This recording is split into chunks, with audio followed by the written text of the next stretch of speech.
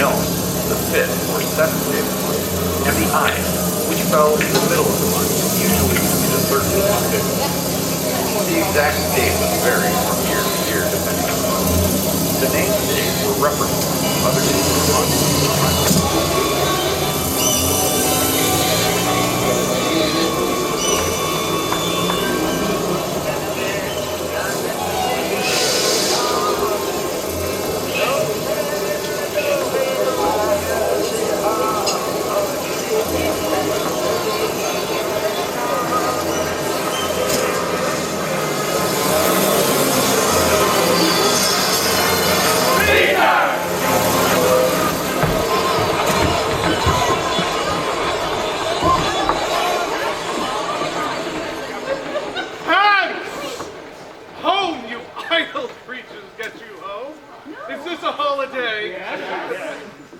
What? Think you, being mechanical, you ought not walk upon a laboring day without a sign of your profession? Speak. What trade art thou? Why, sir, a carpenter. Where's thy leather apron and thy rule? What dost thou with thy best apparel on? You, sir! What trade are you? Truly, sir, in respect of a fine workman, I am, as you might say, a cobbler. But what trade art thou? Answer me directly. A trade, sir, which is indeed, sir, a mender of bad souls. What trade? What trade, thou knave, thou naughty knave, what trade? Nay, be not out with him. Be out with him, he can manage. What canst thou by that? Mend me, thou saucy fellow. Why, sir, cobble you.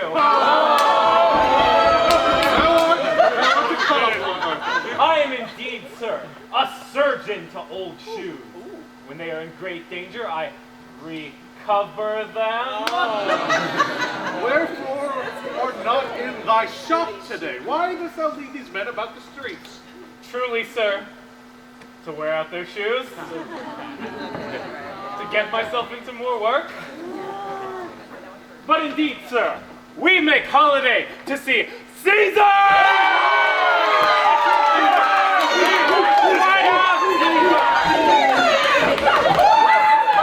Rejoice! What conquest brings he home? What tributaries follow him to Rome to grace and captive bonds his chariot wheels? You blocks! You stones! You senseless things! Oh, you hard hearts! You cruel men of Rome! Knew you not Pompey? Pompey is dead. Many a time is often you climbed up to walls and battlements, yea, to towers and windows, to chimney tops, your infants in your arms, and there have sat the livelong day in patient expectation to see great Pompey pass the streets of Rome. Do you now put on your best attire? Do you now call out a holiday? And do you now strew flowers in his way that comes in triumph over Pompey's blood? Begone! Run to your houses, fall upon your knees, pray to the gods to intermit the plague that needs must light upon this ingratitude. Go, countrymen! See whether their faces metal be not moved. They vanish, tongue-tied in their guiltiness. Go you that way toward the Capitol. This way will I. Disrobe the images where you perceive them thick. May we do so? You know it is the feast of Lupercal. No matter, let no images be hung to Caesar's trophies. All about and drive the vulgar away from the streets. So do you. These growing feathers, plucked from Caesar's wing, will make him fly an ordinary pitch. Who else would soar above the view of men and keep us all in servile fearfulness? Calpurnia! Piso! Caesar! Calpurnia! Stand you directly in Antonius' way when he doth run his course. Antonius! Caesar, my lord! Forget not in your speed, Antonius, to touch Calpurnia, for our elders say the baron touched in this holy chase. Shake off the sterile curse. I shall remember. When Caesar says do this, it is perform it. Set on and leave no ceremony out. Caesar! Ah, who calls? Bid every noise be still. Peace yet again! Who is it in the press that calls on me? I hear a tongue, shriller than all of the music, cry out, Caesar! Speak! Caesar has turned to hear. Beware the Ides of March. What man is that? A soothsayer, could you beware the eyes of monks? Set him before me. Let me see his face. Fellow, come from the throng. Look upon Caesar. What sayest thou to me now? Speak once again. Beware the eyes of March. She is a dreamer. Let us leave her. Pass.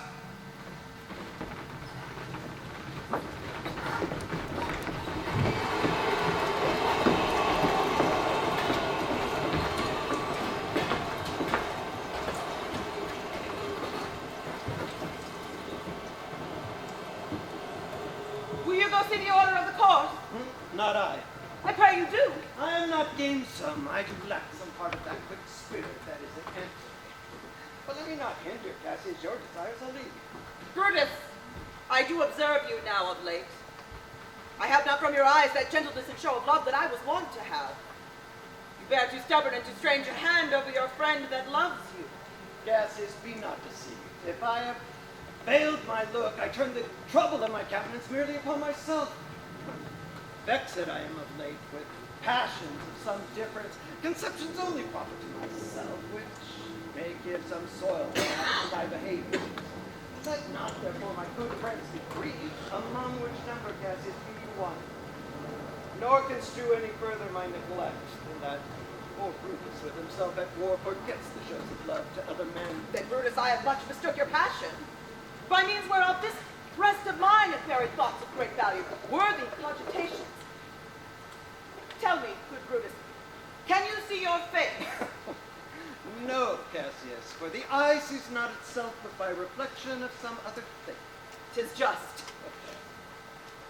And it is very well lamented, Brutus, that you have no such mirrors as will turn your inner worthiness into your eye, that you might see your shadow. I have heard where many of the best respect in Rome, except immortal Caesar, praising great Brutus and lamenting underneath this age's yoke, hath wished that noble Brutus had his eyes. Into what danger would you lead me, Cassius, that you would have me seek into myself for that which is not in me? Then, good Brutus, be prepared to hear. And since you know you cannot see yourself so well as by reflection, I, your glass, will modestly discover to yourself that of yourself which yet you know not of. It means to shout it.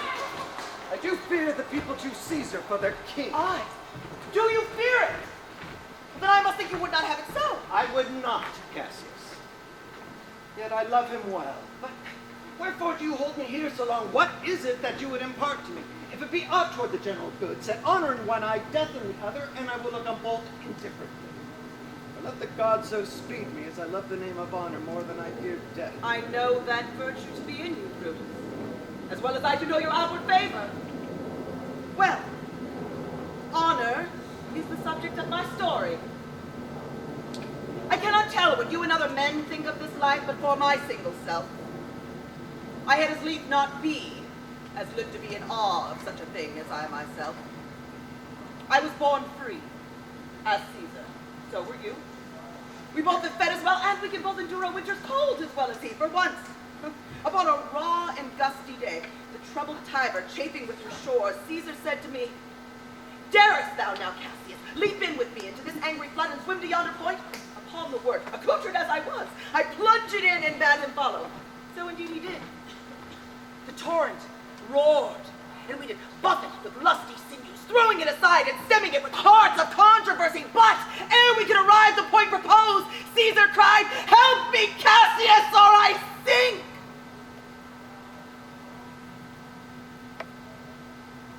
I, as Aeneas, our great ancestor, did from the flames of Troy upon his shoulder the old Anchises bear, so from the waves of Tiber did I, the tired Caesar.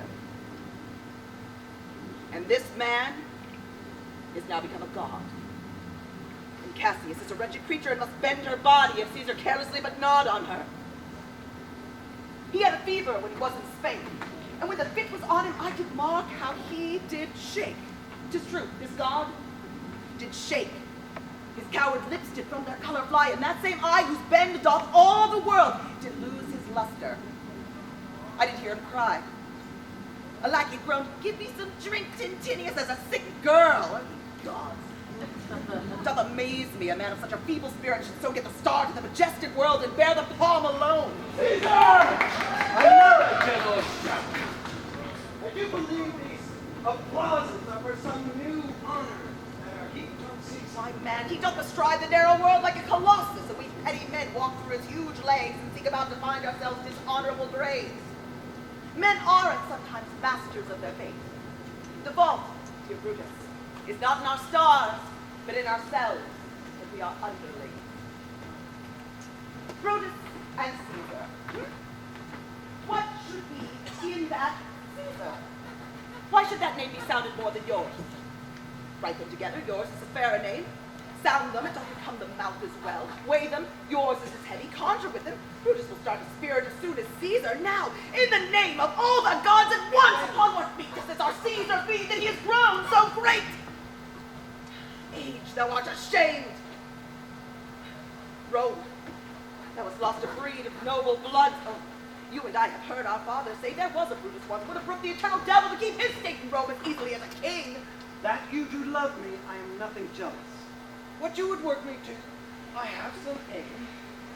How I have thought of this and of these times I shall recount hereafter. For this present I would not, so with love I might entreat you, be any further moved. What you have said I will consider. What you have to say I will with patience hear and find a time both me to hear and answer such high things. For now, my noble friend, chew upon this. Brutus had rather be a villager than repute himself a son of Rome under these hard conditions that this time is like to lay upon us. I am glad that my weak show of words have struck but thus much show of fire in Brutus. The games are done and Caesar's returned.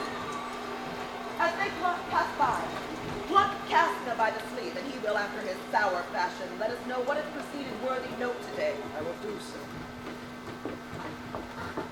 But look you, Cassius, the angry sparks flow on Caesar's brow, and all the rest look like a chid and train. Calpurnius' cheek is pale. Casca will tell us what the matter is. Antonius, Caesar? let me have men about me that are fat, sleek-headed men and such as sleep o' nights. Young Cassius has a mean and hungry look. She thinks too much. Such women are dangerous. Oh, fear her not, Caesar. She's not dangerous. She's a noble Roman, well-bred. Would she were fatter, but I fear her not.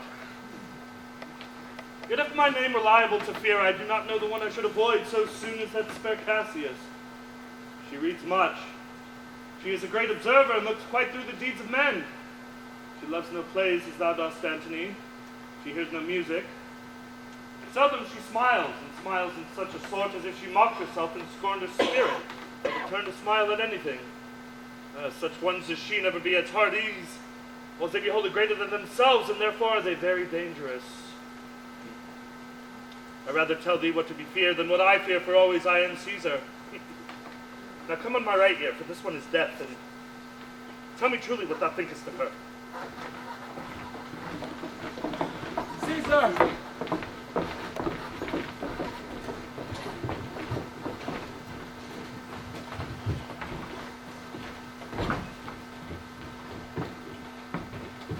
Would you speak with me? Aye, Casca, tell us, what had chanced today that Caesar looked so sad? Why, you were with him, were you not? I should not then ask Casca what had chanced. Why, there was a crown offered him. And being offered him, he put it by at the back of his hand, thus. And then the people fell a-shouting. What was the second noise for? Why, for that, too. They shouted thrice. What was the third cry for? Why, for that, too. What's the crown offered him thrice? Aye, many, what? And he put it by thrice, every time, gentler than other. And at every putting by, mine honest neighbors shouted, Who offered him the crown? Why, Antony. Tell us the manner of it, gentle Casca. Well be hanged to tell you the manner of it. It was mere foolery. I did not mock it. Ha! I saw Mark Antony offer him a crown. Yes, it was not a crown, neither. It was one of these coronets. And as I told you. He put it by once. Oh, but for all that, to my thinking, he would fain have had it. Then he offered it to him again. Then he put it by again. But to my thinking, he was very loath to lay his fingers off it. And then he offered it the third time. He put it the third time by. And still, as he refused it, the rabble hooted and clapped their chaplet hands and threw up their sweaty nightcaps and uttered such a deal of stinking breath because Caesar refused the crown that it had almost choked Caesar, for he swooned and fell down at it. For my own part, I durst not laugh a bit of opening my lips and receiving the bad air. But peace, I pray you. What did Caesar swoon? He fell down in the marketplace and foamed at mouth and was speechless. 'Tis very like. He hath the falling sickness. No, he hath it not. But you and I and honest Casca, we have the falling sickness. I know not what you mean by that, but I am sure Caesar fell down. If the tag-rag people did not clap him and hiss him according as they pleased and displeased them, as they used to do the players in the theater, I am no true man. And after that, he came thus sad away.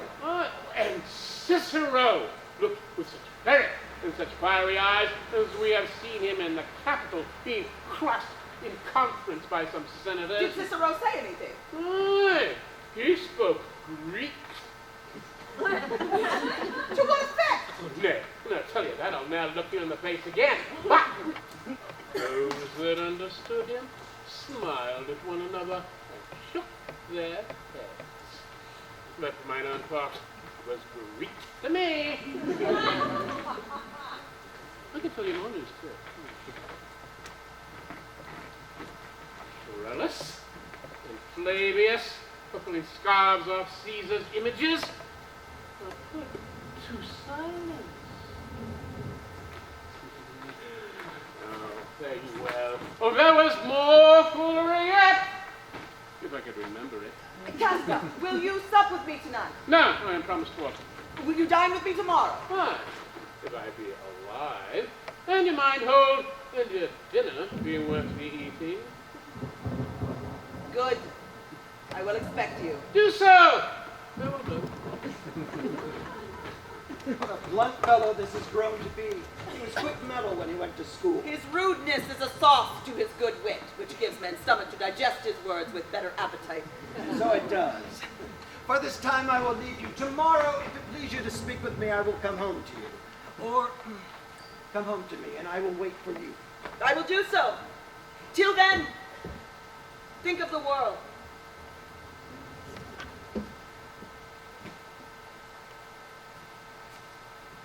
Well, Brutus, thou art noble, yet I see thy honorable metal may be wrought from that was disposed.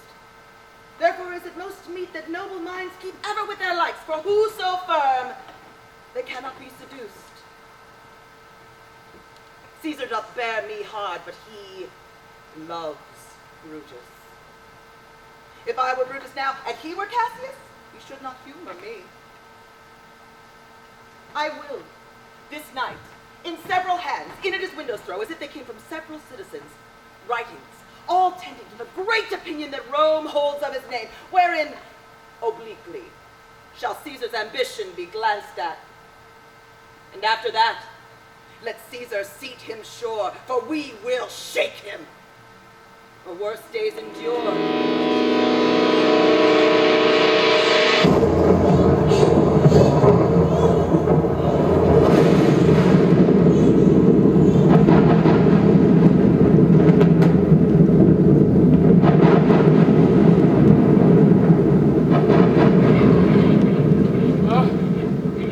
Who's there? Roman? Casca by your voice? Here is good. Cassius, what night is this? A very pleasing night to honest men. I'm not moved when all the sway of earth shakes like a thing unfirm. Oh, Cassius, I have seen tempests when the scolding winds have rived the naughty oaks, and I have seen the ambitious ocean swell and rage and foam. Never till tonight, never till now, I go through a tempest-dropping fire. Either there is a civil strife in heaven, else the world, too saucy with the gods, incenses them to send destruction. A common slave, who know him well by sight, held up his left hand, which did flame and burn like 20 torches joined, and yet his hand, not sensible of fire, remained unscorched. Besides, I have not still put up my blade against the capital. I met a lion who glared upon me and went surly by without annoying me. When these prodigies do so conjointly meet, let not men say, oh, these are their reasons. They are natural. For I believe they are portentous things unto the climate that they point upon. Who ever knew the heavens menace so? Those that have known the earth too full of faults. For my part, I have walked about these streets, submitting myself into the perilous night, and when the cross-blue lightning did seem to ope the breast of heaven, I did present myself, even in the aim and very flash of it. But wherefore didst thou so much tempt the heavens? It is the part of men to fear and tremble when thee, most mighty gods, by token send such dreadful heralds to astonish us. You are dull, Casca. And those sparks of light that should be in a Roman you do want, or else you use not. You look pale and gaze and put on fear and cast yourself in wonder to see the strange impatience of the heavens. But if you would consider the true cause, why all these things change from their ordinance, their natures, and preformed faculties to monstrous qualities, well, you will see that heaven hath infused them with these spirits to make them instruments of fear and warning unto the monstrous state. Now, could I, Casca, name to thee a man most like this dreadful night, a man no mightier than thyself or me in personal action, yet prodigious grown, dangerous as these strange eruptions are. 'Tis Caesar that you mean, is it not, Cassius? Let it be who it is. Indeed. They say the senators tomorrow mean to establish Caesar as a king. He shall wear his crown by sea and land everywhere, save in Italy. I know where I shall wear this dagger then. Cassius from bondage will deliver Cassius. If I know this, know all the world beside. That part of tyranny that I do bear, I can shake off at my pleasure. So can I. So every bondman in his own hand bears the power to cancel his captivity. And why should Caesar be a tyrant then? Poor man, I know he would not be a wolf, but that he sees the Romans are but sheep. He were no lion, were not the Romans hinds. He that with haste will build a mighty fire, begins it with weak straws. What trash is Rome? What rubbish and what awful when it serves as base matter to illuminate so vile a thing as Caesar! The grief, where hast thou led me? I perhaps speak this before a willing bondman. Then I know my answer must be made, but I am armed, and dangers are to me indifferent.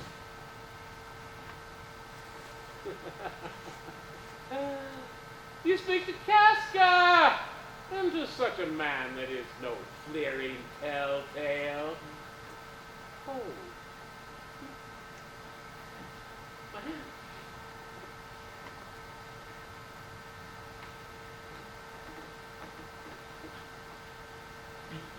Factious for redress of all these griefs, and I will set this foot of mine as far as food goes farther. There's a bargain made. Now, know you, Casca, I have moved already some certain of the noblest-minded Romans to undergo with me an enterprise of honorable, dangerous consequence, and I know by this they escape from me in Pompey's porch. For all the rest, this dreadful night there is no fear or walking in the streets, and the complexion of the element in favors most like the work we have in hand, most bloody, fiery and most terrible. Stand close to while, but here comes one in haste. 'Tis Cinna. I know him by his gait. He is a friend. Cinna, where haste you so? To find out you. Who's that? Metella Simba? No, it is Casco, one incorporate to our affairs. Am I not stayed for, Cinna? I'm glad on it. Fearful night is this. There's 2 or 3 of us have seen strange sights. Am I not stayed for? Tell me. Yes, you are. Cassius, if you could win but noble Brutus to our party. Be you contented? Good Cinna. Take these letters. Look thou place this on the praetor's chair where Brutus may but find it. And throw this in at his window. Set this up with wax upon old Brutus' statue. That being done, repair to Pompey's theater where we shall stay for you. Is Decius Brutus and Trebonius there? Oh, but Metellus Simba, and he's gone to seek you at your house. Well, I will hie, and so bestow these papers as you bade me. That being done, repair to Pompey's porch. Come, Cassio. You and I will get ere day see Brutus at his house and visit him.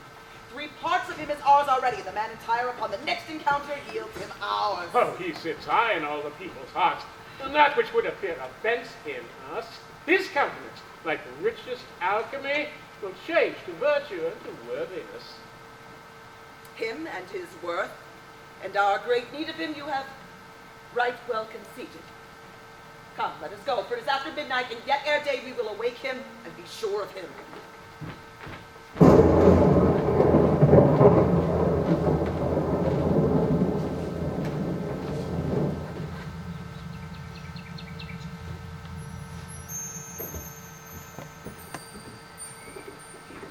Lucius, I cannot by the progress of the stars tell how near today. This is, I say, Yes, my lord. get me a taper in my study. Lucius, when it is light, come and call me here. I will, my lord.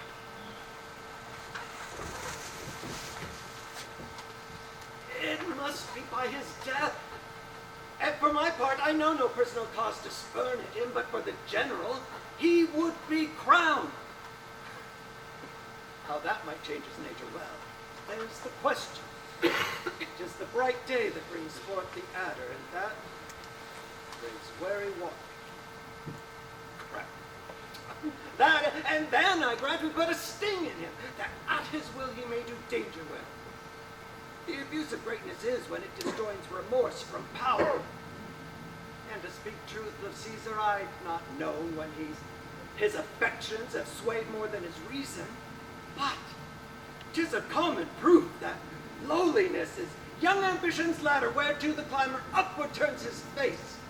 But when he once attains the utmost round, he then unto the ladder turns his back, looks in the clouds, scorning the base degrees by which he did ascend. So Caesar may, and lest he may prevent. Since the quarrel will bear no color for the thing he is, fashion it thus, that what he is augmented would run to these and these extremities, and therefore think him as a serpent's egg, which hatched wood as its kind. Grow mischievous, kill him in the shell.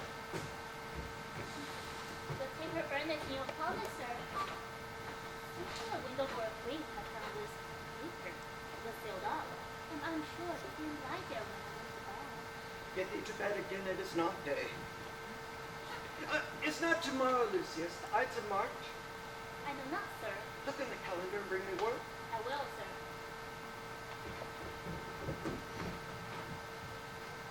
The exhalations whizzing in the air give so much light I may read by them.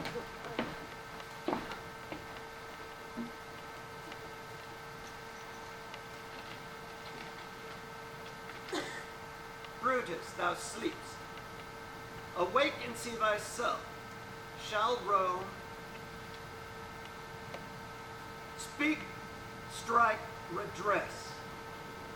Brutus, thou sleepst, awake. Such instigations have been often dropped where I took them up. Shall Rome, thus must I piece it out.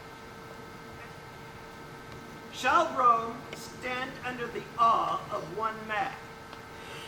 What, Rome? My ancestors did from the streets of Rome the Tarquin tribe when he was called a king. Speak, strike, redress. Am I entreated to speak and strike? Oh, if the redress will follow, thou receivest thy full petition at the hand of Brutus. Sir, why just wait here for today? Ah, 'tis good. Someone's at the gate. Go see. Since Cassius first did wet me against Caesar, I have not slept. Between the acting of a dreadful thing and the first motion, all the interim is like a phantasm or hideous dream.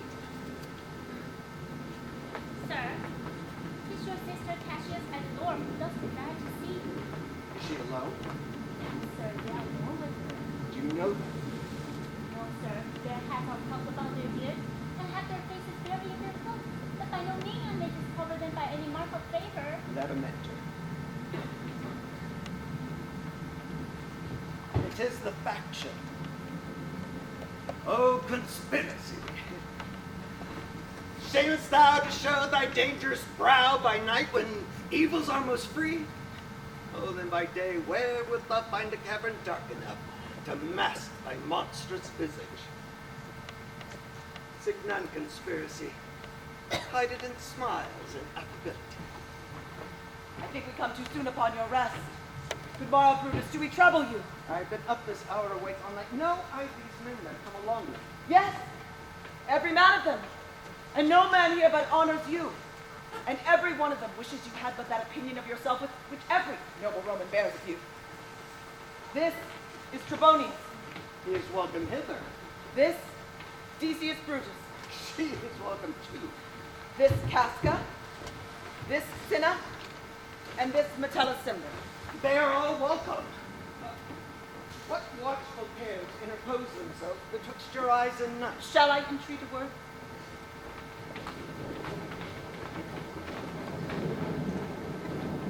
Here lies the east. Doth not the day break here? No! Upon Sir Duck, the ombre lines that fret the clouds are messengers of day. You shall confess that you are both deceived. Here the sun arises, which is a great way growing in the south, wane the youthful season of the year. Give me your hands all around, one by one. And let us swear our resolution. No, not an oath. If not the face of men, the sufferance of our souls, the times of use, if these be motives, we break off betimes and every man hence to his idle bed. So let high-sided tyranny range on, till each man drop by lottery. But if these, as I am sure they do, bear fire enough to kindle cowards and to steal with valor, then, oh, countrymen, what need we any spur but our own cause to prick us to redress? What other bond than secret Romans who have spoke the word and will not palter? And what other oath that honesty to honesty engage, that this shall be or we will fall for it? Swear priests and cowards and men too cautious, but do not stain the even virtue of our enterprise, nor the insuppressive metal of our spirits, to think our cause or our performance did need an oath. When every drop of blood that every Roman bears, and nobly bears, is guilty of a several bastardy if he do break the smallest particle of any promise that passeth from him. What say you to Cicero? Shall we sound him? I think he will stand very strong for us. Let us not leave him out. No, by no means. Oh, let us have him, for his silver hairs will purchase us a good opinion, and by men's voices to commend our deeds. It shall be said, his judgment ruled our hands, our youth, and wildness shall know it appear be all but buried in his gravity. Oh, name him not. Let us not break with him, for he will never follow anything that other men begin. Then leave him out. Indeed, he is not fit. Shall no man else be touched but only Caesar? Decius well urged. I do not think it meet Mark Antony, so well beloved of Caesar, should outlive Caesar. We shall find of him a shrewd contriver, and his means, if he expand them, may well stretch so far as to annoy us all. Therefore, let Antony and Caesar fall together. Our cause will seem too bloody, pious Cassius, to cut the head off and then half the limbs like wrath and death and envy after. For Antony is but a limb of Caesar, Let us be sacrificers and not butchers, Caius. We'll stand up against the spirit of Caesar, and in the spirit of men there is no blood. So that we could come by Caesar's spirit and not dismember Caesar. But, alas, Caesar must bleed for it. And gentle friends, let us kill him boldly, but not wrathfully. Let's carve him like a feast fit for the gods, and not hew him like a carcass fit for hounds. And as for Mark Antony, think not of him, for he can do no more than Caesar's arm when Caesar's head is off. But yet I fear him, for in the engrafted love he bears to Caesar. Alas, do not think of him. If he loves Caesar, all that he can do is to himself take thought and die for Caesar. But were much he should, for he is given to sport, to wildness, and much comfort. There is no fear in him. Let him not die, for he will live and laugh at this hereafter. Peace, count the clock.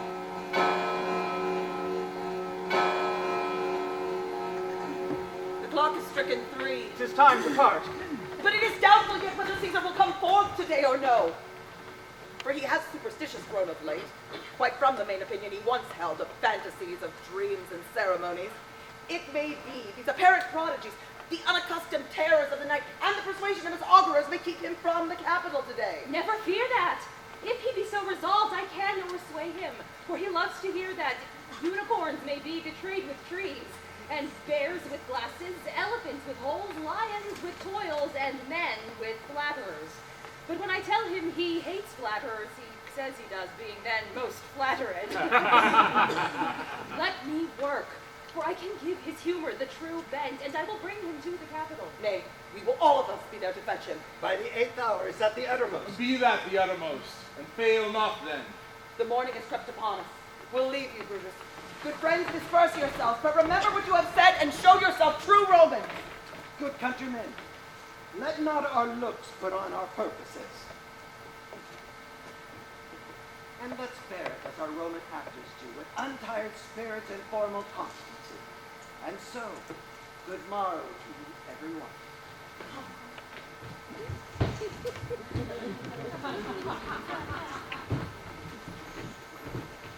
Lucius!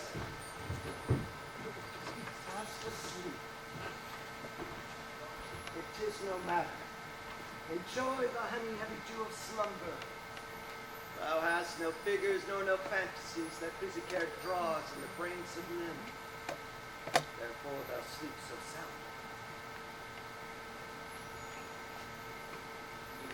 Brutus, my lord. Portia, what mean you? Wherefore rise you now? It is not for your health to thus commit your weak condition to the lawful morning. Nor for yours neither. You've ungently, Brutus, stole from my bed. And yesternight at supper you suddenly arose and walked about, musing and sighing with your arms across. And when I asked you what the matter was, you stared upon me with ungentle looks.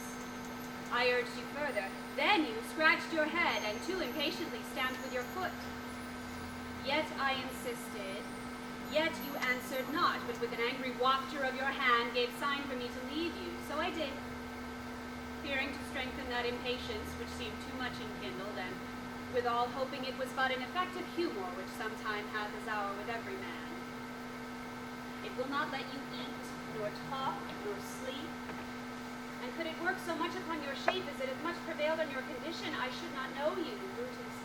Dear my lord, make me acquainted with your cause of grief. I am not well in health, and that is all. Brutus is wise, and were he not in health, he would embrace the means to come by it. Why, so I do. Good Portia, go to bed.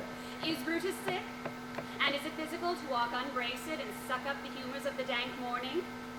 What, is Brutus sick, and will he steal out of his wholesome bed to dare the vile contagion of the night and tempt the roomy and unpurged air to add unto his sickness? No, my Brutus, you have some sick offense within your mind, which by the right and virtue of my place I ought to know of. Upon my knees I charm you, by my once commended beauty, by all your vows of love, and that great vow which did incorporate and make us one, that you unfold to me yourself, your half. Why you are heavy. And what men tonight have had resort to you, for here have been some 6 or 7 who did hide their faces even from darkness. Kneel not, gentle Portia. I should not need if you were gentle Brutus.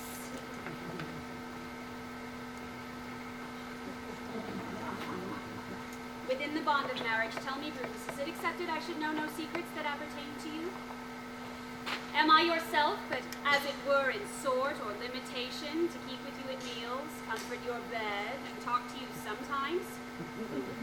Dwell I but in the suburbs of your good pleasure? If it be no more, Portia is Brutus' harlot, not his wife. You are my true and honorable wife. As dear to me as the ready drops that visit my sad heart. If this were true, then I should know this secret. Tell me your counsels, I will not disclose them. I have made strong proof of my constancy, giving myself a voluntary wound here in the thigh. Can I bear that with patience, and not my husband's secrets? O ye gods, render me worthy this noble wife.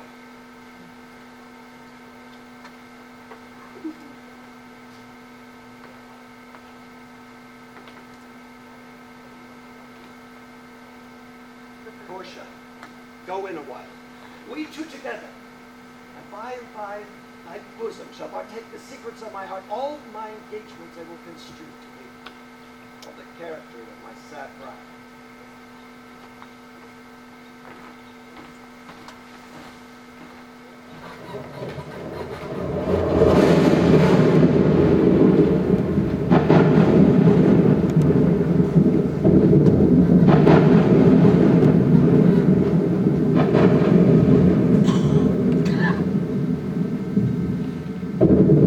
Nor heaven nor earth have been at peace tonight. First hath Calpurnian asleep cried out, how po they murder Caesar. Who's within? My lord. Go bid the priest to present sacrifice and bring me their opinions of success. I will, my lord. What mean you, Caesar? Think you to walk forth? You shall not stir out of your room today. Caesar shall forth. The things that threaten me ne'er look put on my back. When they shall see the face of Caesar, they are vanished. Caesar, I never stood on ceremonies yet. Now they frighten me. There's one within besides the things that we have heard and seen recounts most horrid sights seen by the watch. A lioness hath whelped in the streets, and graves have yawned and yielded up their dead. Fierce fiery warriors fought among the clouds in ranks and squadrons with drizzled blood upon the Capitol. Oh, Caesar, these things are beyond all use, and I do fear them. What can be avoided whose end is purposed by the mighty gods? Yet Caesar shall go forth, for these predictions are to the world in general as to Caesar. Beggars die that are most comet seen. The heavens themselves blaze forth the death of princes. Cowards die many times before their deaths. The valiant never tasted death but once. Yet of all the wonders that I have heard, it seems to be most strange that men should fear. Seeing that death a necessary end will come and it will come. What say the augurs? They bid you not to go forth today. Plucking the entrails of an offering forth, they could not find a heart within the beast. The gods do this in shame of cowardice. Caesar should be a beast without a heart, if he should stay at home today for fear. No, Caesar shall not. Danger knows full well that Caesar is more dangerous than he. We are two lions that live in one day. And I, the elder, am more terrible, and Caesar shall go forth. Alas, my lord, your wisdom is consumed in confidence. Do not go forth today. Call it my fear keeps you in the house, and not your own. We'll send Martin Antony to the Senate house, and he shall say you are not well today. Let me afford my means fail. Mark Antony shall say that I am not well, and for thy humor, I will stay at home. Ah, but here is Decius Brutus. She shall tell us so. Caesar, all hail! Good morrow, worthy Caesar. I come to fetch you to the Senate house. And you are come in very happy time to bear my greeting to the senators and tell them that I will not come today. Cannot is false, and that I dare not falser. I will not come today. Tell them so, Decius. Say he is sick. Shall I send a lie? Have I in conquest stretched mine arm so far to be afraid to tell graybeards the truth? Decius, tell them Caesar shall not come. Most mighty Caesar, let me know some cause lest I be laughed at when I tell them so. Oh, the cause is in my will. I will not come. But for your private satisfaction, because I love you, I will let you know. Calpurnia here, my wife, stays me at home. She dreamt tonight she saw my statue, which like a fountain with 100 spouts did run pure blood. And many lusty Romans came smiling and did bathe their hands in it. And these does she apply for warnings and portents and evils imminent. And on her knees hath begged that I stay at home today. This dream is all misinterpreted. It was a vision, fair and fortunate. Your statue, spouting blood in many pipes in which so many, smiling, Romans bathe, signifies that from you, great Rome shall suck reviving blood, and that great men shall press for tinctures, stains, relics, and cognizance. This, like Calpurnia's dream, is signified. In this way have you well expounded it. I have. When you have heard what I can say and know it now, the Senate have concluded to give this day a crown to mighty Caesar. If you shall send them word you will not come, their minds may change. Besides, it were a mock act to be rendered for someone to say, break up the Senate till another time when Caesar's wife shall meet with better dreams. If Caesar hide himself, shall they not whisper, oh, Caesar is afraid. Oh, pardon me, Caesar, for my dear, dear love to our proceeding bids me tell you this, and reason to my love is liable. How foolish do your fears seem now, Calpurnia? I am ashamed that you yield to them. Give me my robe, for I will go.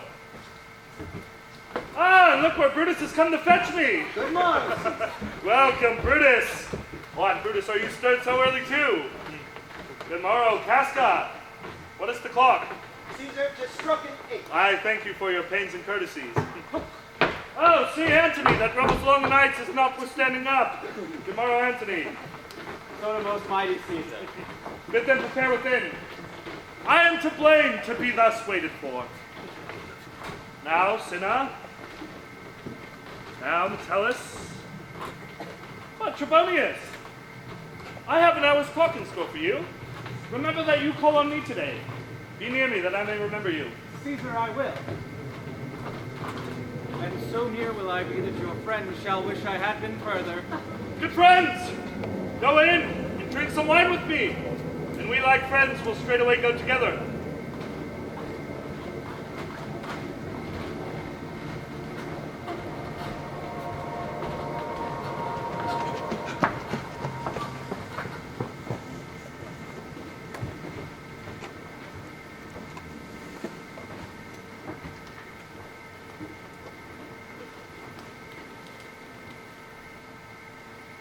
Caesar, beware of Brutus. Take heed of Cassius. Come not near Casca. Have an eye to Cinna. Trust not Trebonius. Mark well Metellus Cimber. Decius Brutus loves thee not. There is but one mind in all these men, and it is bent against Caesar. If thou beest not immortal, then look about you. Security gives way to conspiracy. The mighty gods defend thee. Thy lover, Artemidorus. Here will I stay till Caesar pass along, and as a suitor will I give him this. Caesar, if thou read this, thou may live. If not, the fate with traitors do contrive.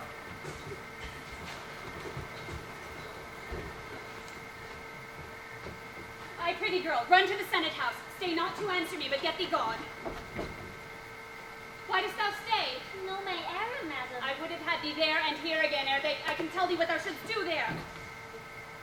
Art thou here yet? Madam, what should I do? Run to the capital and nothing else, and so return to you and nothing else. Yes. Bring me word, girl, if thy lord look well, for he went sickly forth. And take good note what Caesar doth, what suitors press to him. Hark now! What noise is that? I hear nothing, madam. Prithee, listen well. I heard a bustling rumor like a fray, and the wind brings it from the capital. Sus, madam. I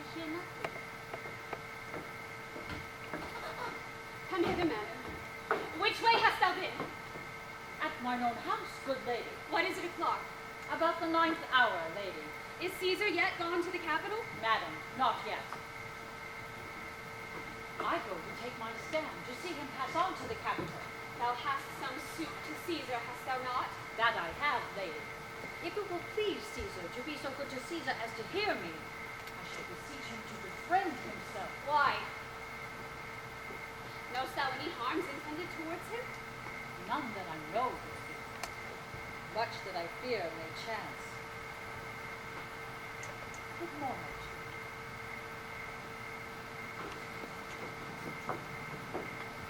I must go in.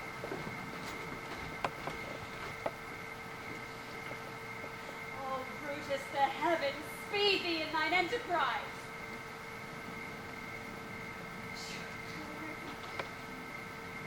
Brutus has a suit that Caesar will not grant. Oh, I grow faint. Run, Lucius, and meet my lord. Say I am married.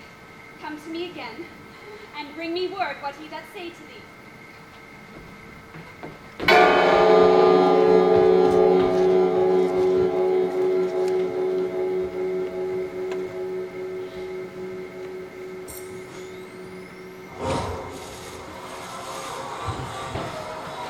Oh, the Ides of March have come! Aye, Caesar, but not gone. Hail Caesar! Read the schedule. Yeah, Trebonius doth desire you to read at your best leisure this his humble suit. Oh, great Caesar, read mine first, for mine's a suit that touches Caesar nearer. Read it, great Caesar. What touches us ourselves shall last be served. Delay not, read it instantly. What, is the fellow mad? Sirrah, give place. What do you urge your petitions in the street? Come to the capital.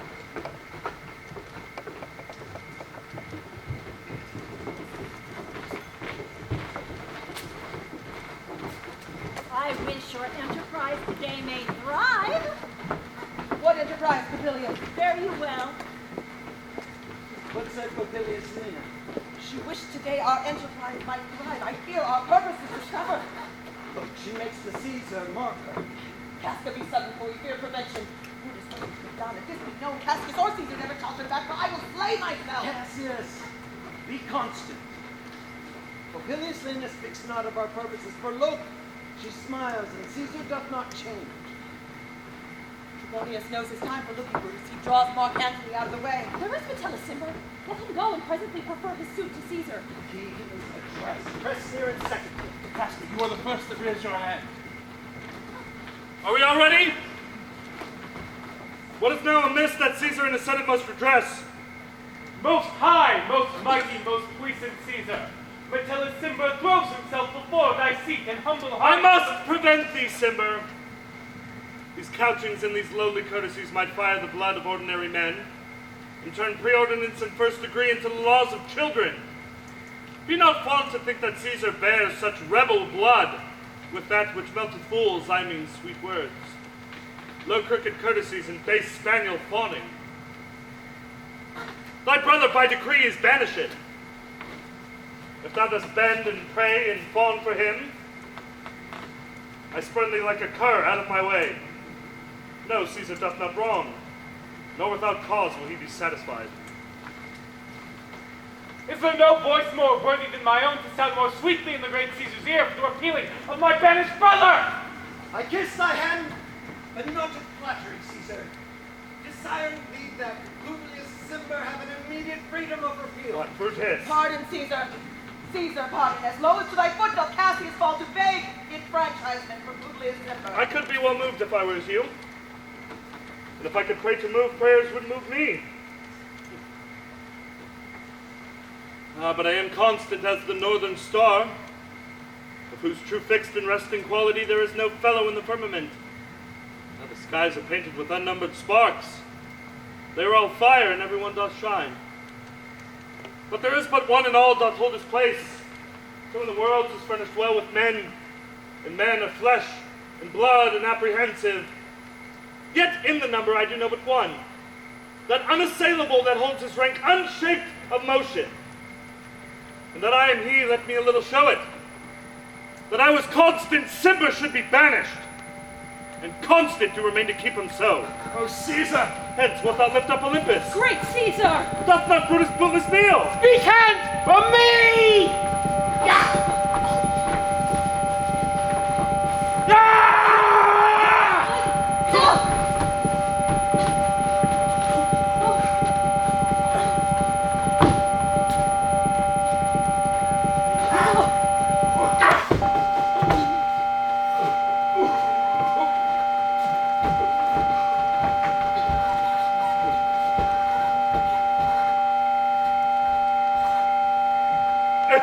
say?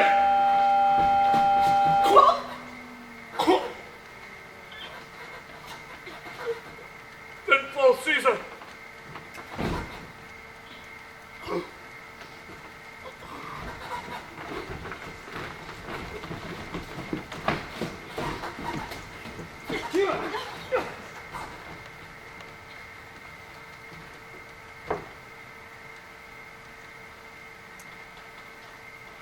Liberty! Freedom! Tyranny is dead! Run hence! Proclaim! Crying about the streets! Liberty, freedom, and enfranchisement! People and senators, be not affrighted! Fly not! Stand stiff! Ambition's debt is paid! Go to the pulpit, Brutus! And Cassius, too! Stand fast together! Let's set from the Caesar's head! Ought not of standing. Phineas, good cheer. There is no harm intended to your person, nor to no Roman else. So tell them, Popilius. And leave us, Popilius, lest that the people rushing on us should do your age some mischief. Do so, and let no man abide this deed but we the doers. Where is Mark Antony? Fled to his house amazed. Men, wives, and children stare, cry out, and run as it were doomsday. Oh, fates, we would know your pleasures. That we shall die, we know. 'Tis but the time and drawing out of days that men stand upon. It cuts off 20 years of life, cuts off so many years of fearing death. Grant that, then is death a benefit. So are we, Caesar's friends, who have thus abridged his time of fearing death. Stoop, Romans! Stoop!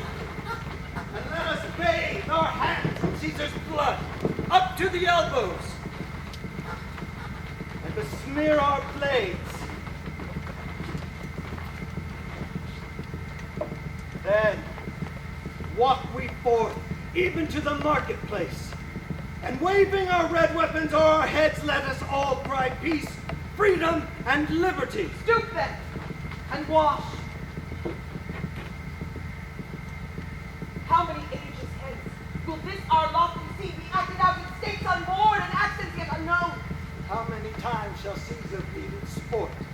That now, here on Pompey's bases lies along no worthier than the dust. As often as that shall be, so often shall the not of us be called the men that gave their country liberty. What shall we for? Aye, every man away, Brutus shall lead, and we will grace his fields with the most noblest and best hearts of Rome. What's up? Who comes here?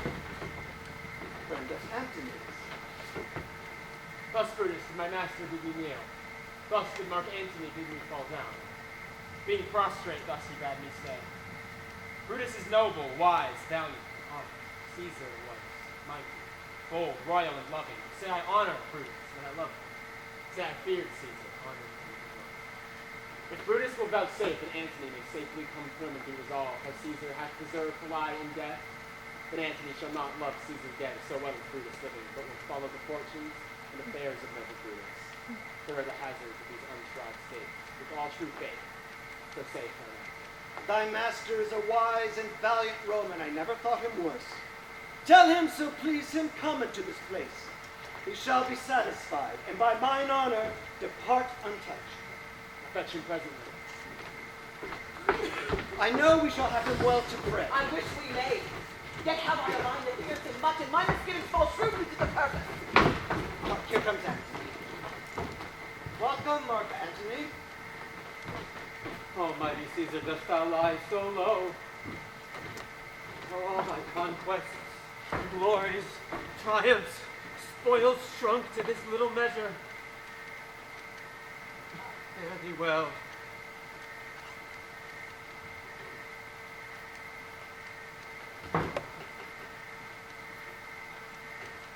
I know not, gentlemen, what you intend. Who else must be let blood? Who else is reign? If I myself, there is no hour so fit as Caesar's death hour, no instrument of half that worth as those your blades made rich with the most noble blood of all this world. I do beseech ye, if you bear me hard, now whilst your purpled hands do reek and smoke, fulfill your pleasure. Live 1,000 years, I shall not find myself so apt to die. No place shall please me more, no mean of death as here by Caesar, and by you cut off, the choice and master spirits of this age. Oh, Antony, beg not your death of us. Though now we must appear bloody and cruel as by our hands, and this the present act you see me too. Yet see you but our hands, and this the bleeding business they have done. Our hearts you see not. How pitiful, and pity to the general wrong of Rome. As fire dries out fire, so pity, pity, hath done this deed on Caesar. For your part, to you our blades have leaden points. Our arms in strength and malice, our hearts a brother's temper, do receive you in with all kind love, good thoughts and reverence. Your voice shall be as strong as any man's in the choosing of new dignities. Only let us appease the multitude, beside themselves with fear. And then we shall discover you the cause why I, that did love Caesar when I struck him, have thus proceeded. I doubt not of your wisdom. Let each man render me his bloody hand. First, Marcus Brutus, will I shake with you. Next, Caius Cassius, do I take your hand. Now, Decius Brutus, yours. And yours, Metellus, yours, Cinna. And my valiant Casca, yours.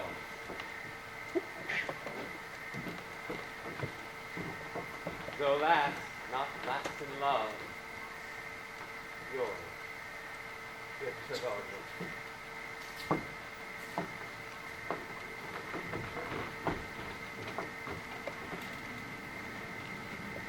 Gentlemen, alas, what shall I say? My credit now stands on such slippery ground that one of two bad ways you must conceit me, either a coward or a flatterer. That I did love thee, Caesar, owns is true. And thy spirit look upon us now. Shall it not grieve thee dearer than thy death to see thy Antony shaking the fingers of thy foes most noble in the presence of thy corpse? Pardon me, Julius. Here wast thou made, brave heart, here didst thou fall, and here thy hunter stand. How like a deer strucken by many princes dost thou here lie. Mark Antony. Pardon me, Caius Cassius, the enemies of Caesar shall say this much, that in a friend it is cold modesty. I blame you not for praising Caesar so. But what compact be you to have with us? Shall you be pricked in number of our friends, or shall we on and not depend on you? Therefore did I take your hand. But was indeed swayed from the point, looking down on Caesar. Friends, am I with you all, and love you all, upon the hope that you shall give me reasons why and wherein Caesar was dangerous. Else were this a savage spectacle. Our reasons are so full of good regard that were you, Antony, the son of Caesar, you should be satisfied. That's all I seek, and am moreover suitor, that I may produce his body in the marketplace, and in the pulpit, as becomes a friend, speak in the order of his funeral. You shall, Mark Antony. Brutus, a word with you? You know not what you do. Do not allow Antony to speak in his funeral. Know you not how much the people may be moved by that which he will utter? By your pardon, I will into the pulpit first, and show the cause of our Caesar's death. What Mark Antony shall speak, I will protest he speaks by leave and by permission, and that we are content that Caesar have all true rights and lawful ceremony. It shall advantage us more than do us wrong. I know not what may befall. I like it not. Mark Antony, here take you Caesar's body. You shall not in your funeral speech blame us, but speak all good you can devise of Caesar, and you shall say you do it by our permission, else you shall have no hand at all about the funeral. But you shall speak in the pulpit whereto I am going after my speech is ended. Be it so. I do desire no more. Prepare the body then, and follow us.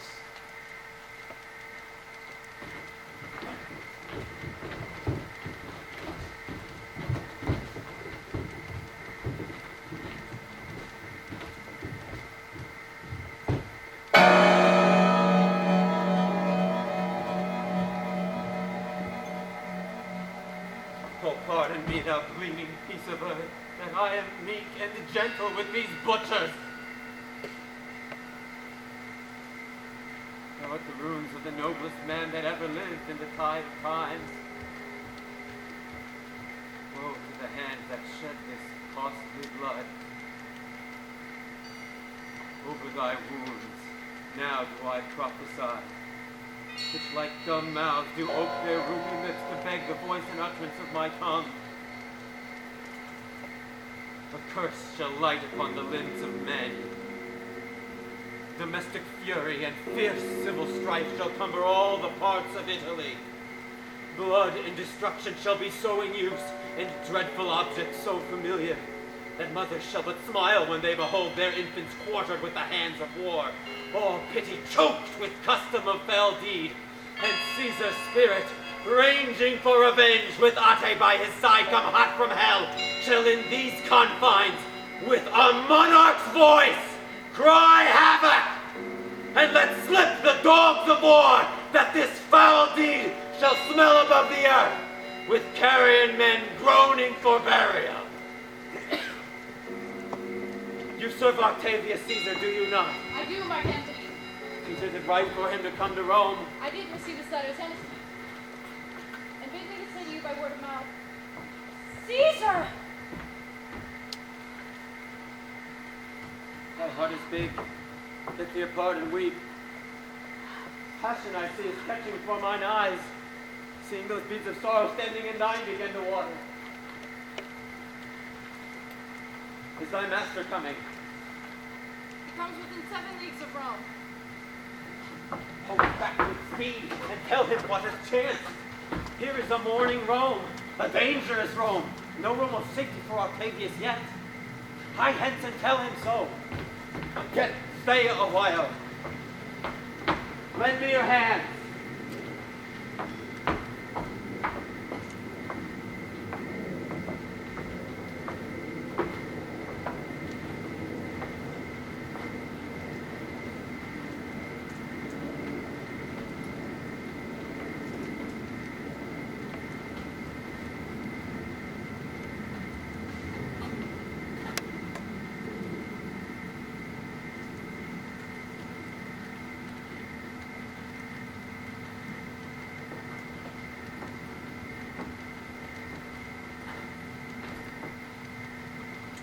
Thou shalt not forth till I have borne this corpse into the marketplace. There shall I try in my oration how the people take the cruel issue of these bloody men, according to the which thou shalt discourse to young Octavius of the state of things.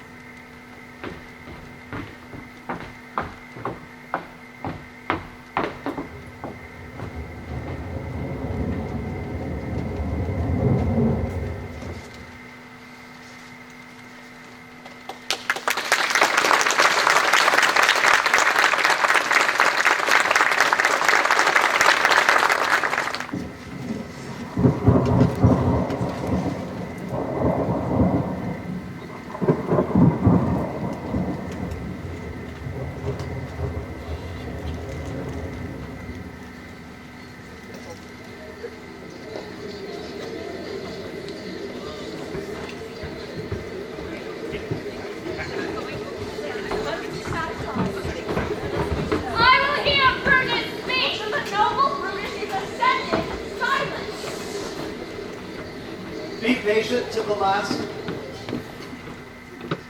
Romans, countrymen, and lovers, hear me for my cause and be silent that you may hear. Crooked Brutus. Believe me for my honor and have respect to my honor that you may believe. Censure me in your wisdom and awake your senses that you may the better judge. If there be any in this assembly, any dear friend of Caesar's, to him I say, that Brutus' love for Caesar was no less than his. And why'd you kill him? If then that friend demand why Brutus rose against Caesar, this is my answer. Not that I loved Caesar less, but that I loved Rome more. That Caesar loved me, I weep for him. As he was fortunate, I rejoice. As he was valiant, I honor him. But as he was ambitious, I slew him.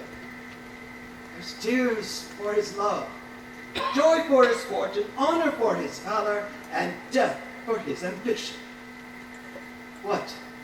Would you rather Caesar living to die all slaves than Caesar dead to live all free men?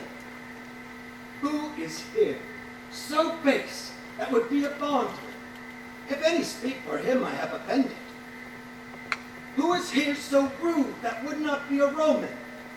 If any speak, for him I have offended. And who is here so vile that will not love his country? If any speak, for him I have offended. I pause for a reply. None. Then none have I offended. I've done no more to Caesar than you shall do to Brutus. The question of his death is enrolled in the Capitol. His glories not extenuated, for which he was worthy, nor his offenses enforced, for which he suffered death. Here comes his body mourned by Mark Antony, who, though he had no hand in his death, shall receive the benefit of his dying, a place in the commonwealth, as which of you shall not?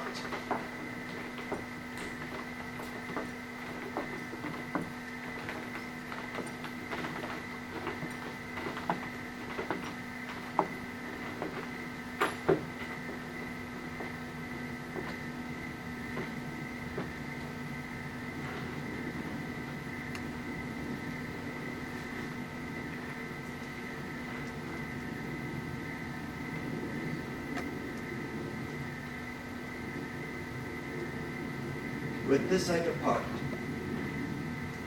that as I slew my best lover for the good of Rome, I have that same dagger for myself when it shall please my country to need my death. No, Bring him in triumph home to his house. We give him a statue with his ancestors. Let him be Caesar. Caesar's men of heart shall be crowned in Brutus. Bring him to his house with shouts and clamors. Peace! Silence! Brutus speaks. Good countrymen, let me depart alone, and for my sake, stay here with Antony. Do grace to Caesar's corpse, and grace his speech, tending to Caesar's glories, which Mark Antony, by our permission, is permitted to make. Do entreat you, not a man depart save I alone till Antony have spoken.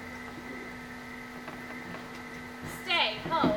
Let us hear Mark Antony. Let him go up into the public chair. We'll hear him. Noble Antony, go up. For Brutus' sake, I am beholding to you. What does he say of Brutus? He says for Brutus' sake he finds himself beholding to us all. Twere best you speak no harm of Brutus here. For Caesar was a tyrant. Peace, let us hear what Antony can say. Gentle Romans, Peace, let us hear him. friends, Romans, countrymen, lend me your ears. I come to bury Caesar, not to praise him. Fire! Peace! The evil that men do lives after them. The good is oft interred with their bones. So, let it be with Caesar. The noble Brutus hath told you Caesar was ambitious. If it were so, it was a grievous fault, and grievously hath Caesar answered it. Here under leave of Brutus and the rest, for Brutus is an honorable man, so are they all. All honorable men, come I to speak in Caesar's funeral.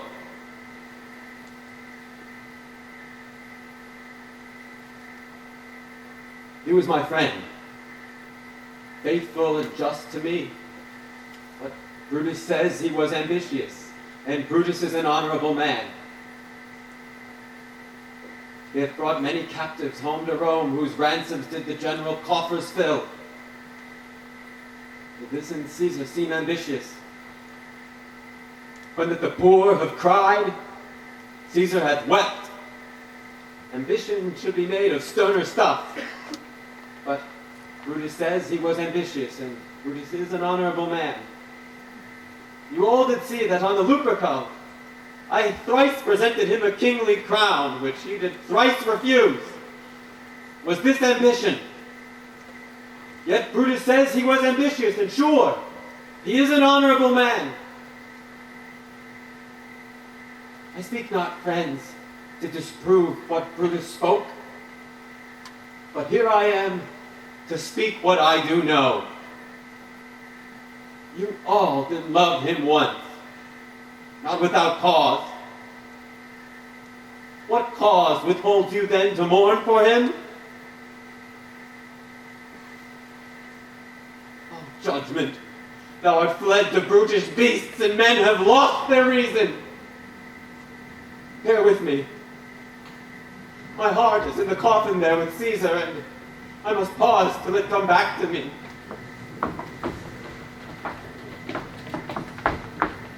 Methinks there is much reason in his sayings. If thou consider rightly of the matter, Caesar has had great wrong. Has he, masters? I fear there will a worse come in his place. March his words, he would not take the crown, therefore 'tis certain he was not ambitious. If it be found so, some will dear abide it. Poor soul, his eyes are red as fire with weeping. Not a nobler man in Rome than Antony. Now, Mark, he begins again to speak. But yesterday, the word of Caesar might have stood against the world. Now lies he there, and none so poor to do him reverence? Oh, masters, if I were disposed to stir your hearts and minds to mutiny and rage, I should do Brutus wrong and Cassius wrong, who you all know are honorable men. I will not do them wrong. I rather choose to wrong the dead, to wrong myself and you, than I will wrong such honorable men. But here's a parchment with the seal of Caesar. I found it in his closet. This is his will. Let but the commons hear this testament, which, pardon me, I do not mean to read.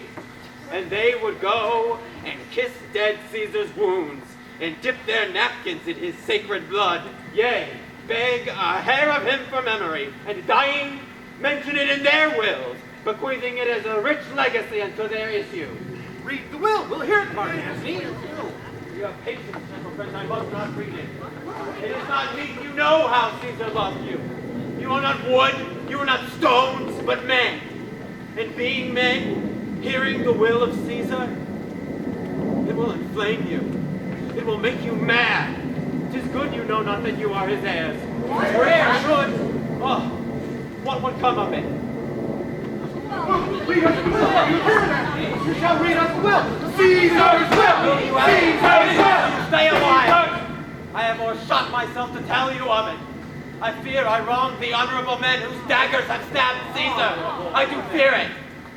They were traitors! Honorable men! They were villains, murderers! The will! Read the will! You will compel me then to read the will? Yes! Then make a ring about the corpse of Caesar, and let me show you him that made the will. Shall I descend? And will you give me leave? Descend, descend! A ring, stand round! From the hearse, stand from the hearse. Room for Antony, most noble Antony! Nay, press not so upon me. Stand further off.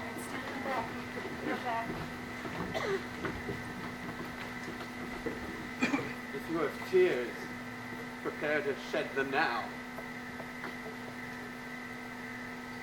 You all do know this mantle. I remember the first time ever Caesar put it on. It was on a summer's evening in his tent. That day he overcame the Nervii. Look. In this place ran Cassius' dagger through. See what a rent the envious Casca made. Through this the well-beloved Brutus stabbed, and as he plucked his cursed steel away, mark how the blood of Caesar followed as rushing out of doors to be resolved if Brutus so unkindly knocked or no. For Brutus, as you know, was Caesar's angel. Judge, all you gods, how dearly Caesar loved him. This was the most unkindest cut of all. For when the noble Caesar saw him stabbed, ingratitude more strong than traitor's arms quite vanquished him, then burst his mighty heart, and in his mantle great Caesar fell. Oh, what a fall was there, my countrymen. Then I and you and all of us fell down, whilst bloody treason flourished over us. Oh, now you weep. And I perceive you feel that dint of pity. These are gracious drops, kind souls. What weep you when you but behold our Caesar's vesture wounded? Look you here. Here is himself. Marred, as you see, with traitors. Oh, piteous spectacle! Oh, noble Caesar! Oh, woeful death! Oh, traitors! Villains! Oh, most bloody sight! We will be revenged. Revenge. Kill. Burn. Fire. Let not a traitor live! Stay, countrymen! Oh, and let us hear the noble Antony. Good friends, sweet friends, let me not stir you up to such a sudden flood of mutiny. They that have done this deed are honorable. No. What private griefs they have, alas, I know not that made them do it. They are wise and honorable, and will no doubt with reasons answer you. They come not, friends, to steal away your hearts.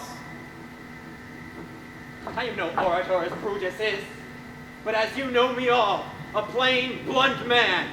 For I have neither wit, nor words, nor worth, action, nor utterance, nor the power of speech to stir men's blood. I only speak right on. I tell you that which you yourselves do know. Show you sweet Caesar's wounds, or poor dumb mouths, and bid them speak for me. But were I Brutus, and Brutus Antony, there were an Antony would ruffle up your spirits and put a tongue in every wound of Caesar that should move the stones of Rome to rise in mutiny! Mutiny! We'll burn the house of Brutus! Away then, go and keep these prisoners! Alas, good friends, wherein Caesar doth deserve your love, you go to do you know not what. I must tell you then, you have forgot the will I told you of! Here is the will. And under Caesar's seal, to every Roman citizen, to every several man, he gives 75 drachmas. Oh, most noble Caesar, we will revenge his death! Hear me with patience. Moreover, he hath left you all his private walks, his arbors and new planted orchards on this side Tiber. He hath left them you and to your heirs forever. Common pleasures to walk abroad and recreate yourselves. Here was a Caesar.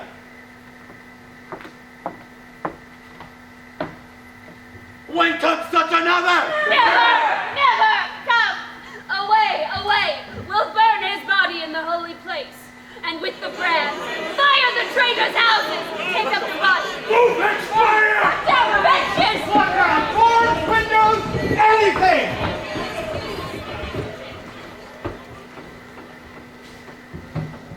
Now let it work. Mischief thou art afoot.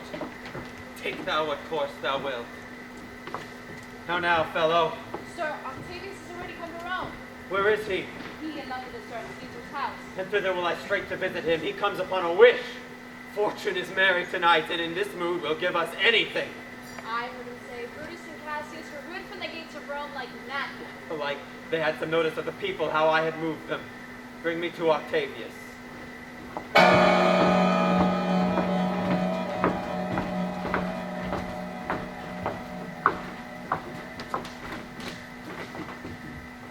These many then shall die. Their names are pricked. Your brother too must die. Consent you, Lepidus? I do consent. Bring him down then. Upon condition that Publius shall not live, who is your sister's son, Mark Antony.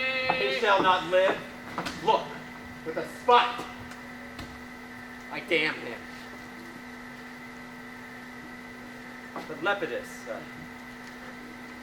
go you to Caesar's house. Fetch the will hither, and we shall determine how to cut off some charge and legacies. What shall I find you here? Or here, or in the capital.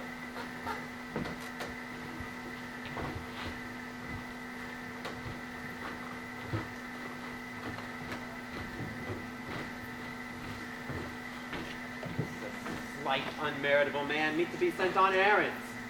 Is it fit the threefold world divided? He should stand one of the three to share it? And yet took his voice. None who should be pricked to die in our black sentence and prescription. Octavius, I have seen more days than you. And though we lay these honors on this man to ease ourselves of divers slanderous loads, we shall but bear them as the ass bears gold, to grunt and sweat under the business either led or driven as we point the way. Then having brought our treasures where we will, then take we down his load and turn him off, like to the empty ass, shake his ears and graze in commons. You may do your will, but he is a tried and valiant soldier. So's my horse, Octavius. For that, I do appoint him store of provender. But listen, Octavius, great things. Brutus and Cassius are levying power. We must straight make head. Therefore, let our alliance be combined, our best friends made, our means stretched, and let us presently go sit in council how covert matters may be best disclosed, and open peril surest answer it. Let us do so, for we are at the stake, and bait about with many enemies, and some that smile have in their hearts, I fear, millions of mischiefs.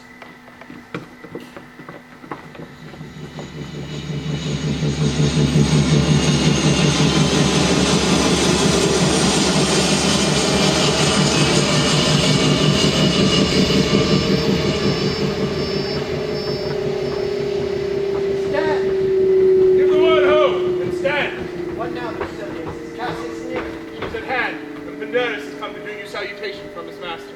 She greets me well. Your master, Pandarus, hath given me worthy cause to wish things done undone. But if she be at hand, I shall be satisfied.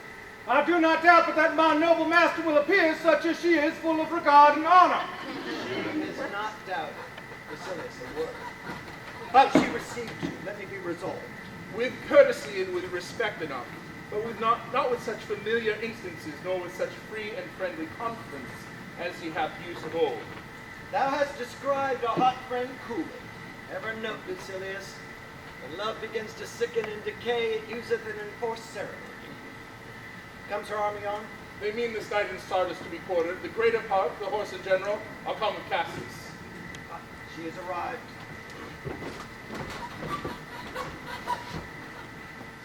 My noble brother, you have done me wrong. Judge me ye gods. Wrong I mine enemies? And if not, how should I wrong a sister? Brutus, the sober form of yours hides wrong, and when you... Be content. Speak your grief softly. I know you well. Before the eyes of both our armies, who should receive nothing but love from us, let us not wrangle. Bid them move away, then in my tent enlarge your griefs, and I will give you audience. Pandarus, bid our commanders leave this charge a little off this ground. Lucilius, do you the like, and let no one come to our tent to break down our conference. Let Lucius and Titinius guard our door.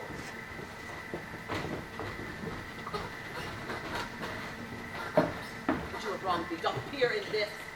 You have condemned and noted Lucius Pella for taking bribes here of the Sardians, where in my letters, praying on his side, because I knew the man was slighted off. You were wrong to write in such a case. In such a case as this, it is not meet that every nice offense should bear his comment. Let me tell you, Cassius, you yourself are much condemned to have an itching palm. to sell and mark your offices for gold to undeserved. I, an itching palm. You know that you are Brutus that speak this, or by the gods this speech, or else your last. The name of Cassius honors this corruption and chastisement that therefore I is chastisement. Remember March? The Ides of March, remember? Did not great Julius bleed for justice' sake? What villain touched his body that did stab and not for justice? What shall one of us that struck the foremost man of all this world, what for supporting robbers? Shall we now sell the mighty space of our large honors for so much trash as may be grasped thus? I had rather be a dog and bay at the moon than such a Roman. Brutus, bay not me. I'll not endure it. You wrong yourself to hedge me in. I am a soldier, I. Older in practice, abler than yourself to make conditions. Go to, you are not. I am. I say, you are not. Urge me no more, I shall forget myself. Have mind upon your health, tempt me no further. Away, slight woman. Is it possible? Hear me, for I will speak. Must I give way and room to your rash choler? Shall I be frighted when a mad woman stares? Gods, ye gods, must I endure all this? All this, I more. Fret till your proud heart break. Go show your slaves how cholered you are and make your bondmen tremble. Must I budge? Must I obey? Must I stand and crouch under your testy humor? Oh, by the gods, you shall digest the venom of your spleen, though it do split you. For from this day forth I shall use you for my mirth, nay, for my laughter when you are waspish. Is it come to this? You say you are a better soldier. Let it appear so. Make your vaunting true, and I shall be well pleased. For my part, I should like to learn of noble men. You wrong me every way. You wrong me, Brutus. I said an older soldier, not a better. Did I say better? If you did, I care not. But Caesar lived, he durst not thus mock me. Oh, peace, peace. You durst not so have tempted him. Durst not? No. What? Durst not have tempted him? For your life, you durst not. Do not presume too much upon my love. I made you that I shall be sorry for. You have done that you should be sorry for! There is no terror in your threats, Cassius. For I am armed so strong in honesty that they pass by me like the idle wind which I respect not. I did send to you for certain sums of gold, which you denied me. For I can raise no money by vile means. Oh, by the heavens, I had rather coin my heart and drop my blood for drachmas than to wring from the hard hands of peasants their vile trash by any indirection. I did send to you for gold to pay my legions, which you denied me. Is this done like Cassius? Should I have answered Caius Cassius thus, when Marcus Brutus grows so covetous to lock rascal counters from his friends?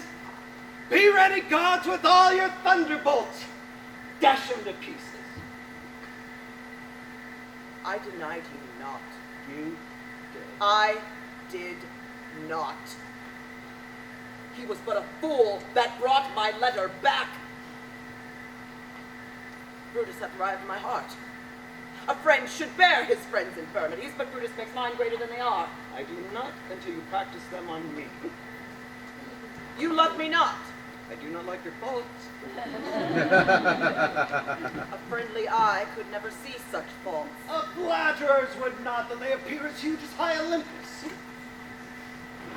Come, Antony, and young Octavius, come, revenge yourselves alone on Cassius, for Cassius is aweary of this world, hated by one she loves, braved by her brother, checked like a bondman, all her faults observed, set in a notebook learned, and conned by rote to cast into my teeth. I can weep my spirit out of my eyes. There is my dagger. And here, my willing breast, within a heart dearer than Plutus mine, richer than gold. If that thou beest a Roman, take it forth. I that denied thee gold will give my heart. Strike, as thou didst at Caesar. For well I know when thou did hate him worse, thou lovest him better than ever thou lovest Cassius. Sheathe your dagger. Be angry when you will, it shall have scope. Do what you will, dishonor shall be shown. Oh, Cassius, you are yoked to a lamb who carries anger as the lip bears fire, who, much in force, shows a hasty spark and straight as cold. Hath Cassius lived to be but mirth and laughter to her, Brutus, when grief and blood ill-tempered vexeth him? When I spoke that, I was ill-tempered too. Do you confess so much? Give me your hand. And my heart too. What's the matter? Have you not love enough to bear with me when that testy humor which my mother gave me makes me forgetful? Yes, Cassius, and henceforth when you are all earnest with your Brutus, you will think your mother chides and leave you so. Julius! Licinius! Bid the commanders prepare to lodge their companies tonight. And come to us as well, and bring Masala immediately to us. Lucius! Some wine? I did not think you could have been so angry. Cassius, I am sick of many griefs. Of your philosophy you make no use if you give way to accidental evils. No man bears sorrow better. Portia is dead.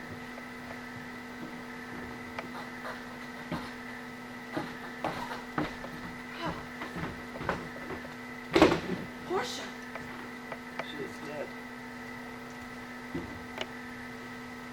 How escaped I killing when I crossed you so? Insupportable and touching loss upon what sickness? Impatient of my absence and grief that young Octavius and Mark Antony have grown so strong, for with her death came that disease. With this she grew distracted, and her attendants absent, she swallowed fire.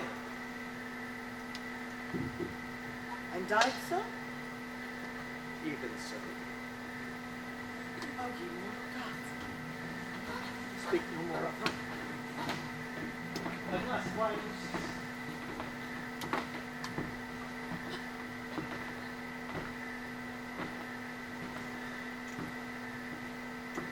with this I bury all unkindness, Cassius.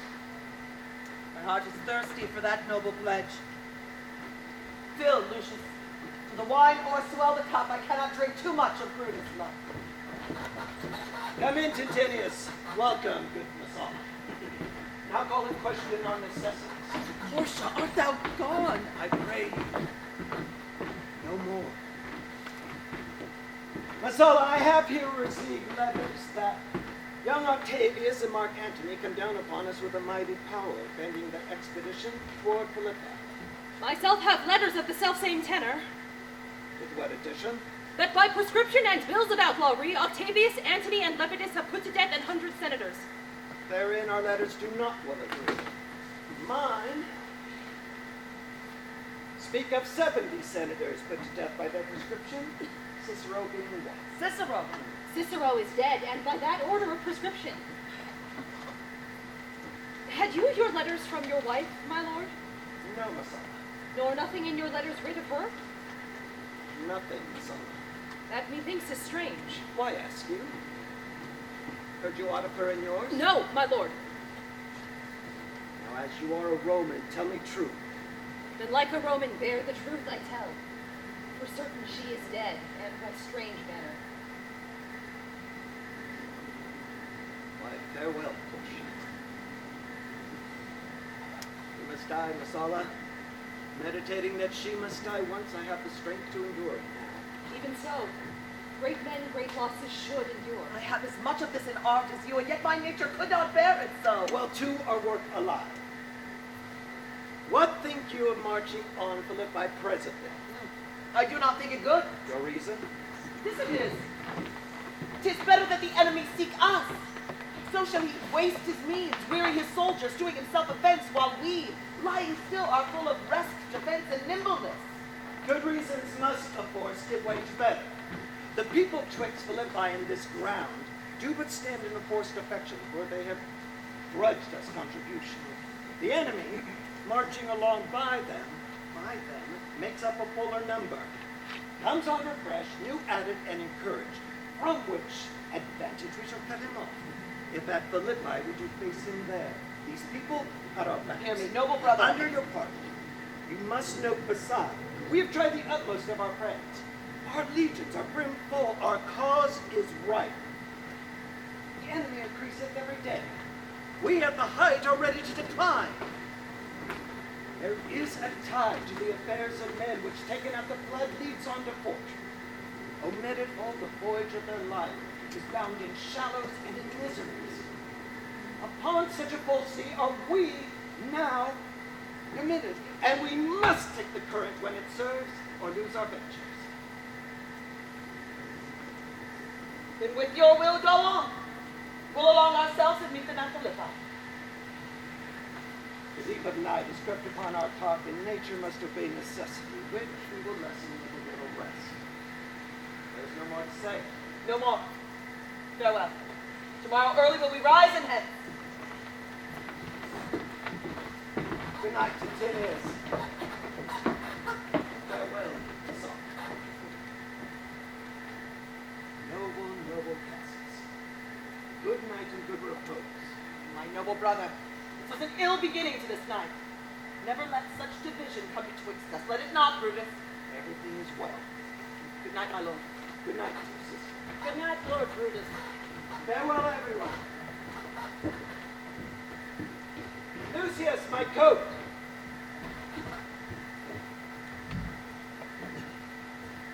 Here, my lord. What? Thou speaks drowsily. I blame thee not, Lucius. Thou art o'erwatched.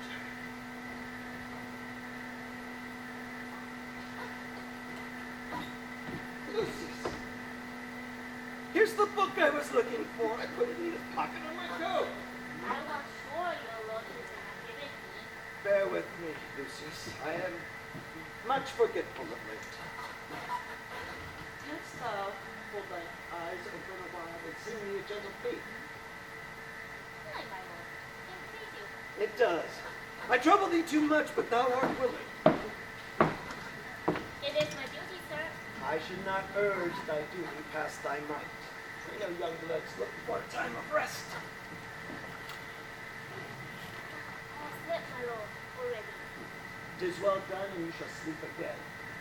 I will not keep thee long. If I do live, I will be good to thee.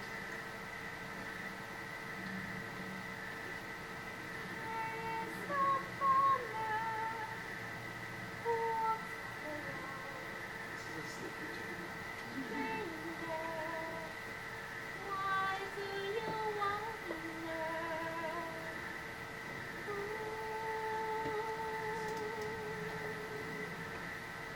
No matter where I come, my hometown is far from the world. Why do I want to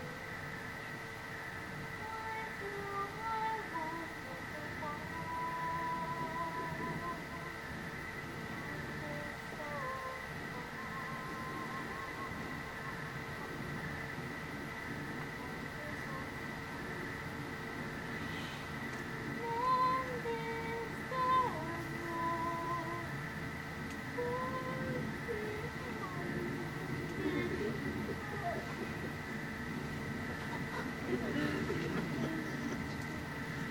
Murderous slumber!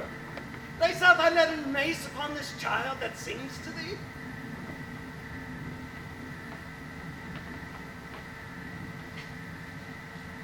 Have a good night, Lucius. I will not do thee so much wrong. Wait. Let's see. Yes. Did I not trim down the leaf where I left leaf?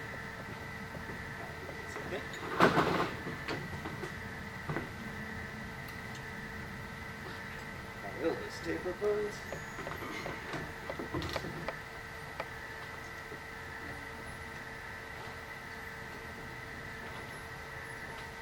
Who comes here? I do believe it is the weakness of my eyes that shapes this monstrous apparition. What art thou?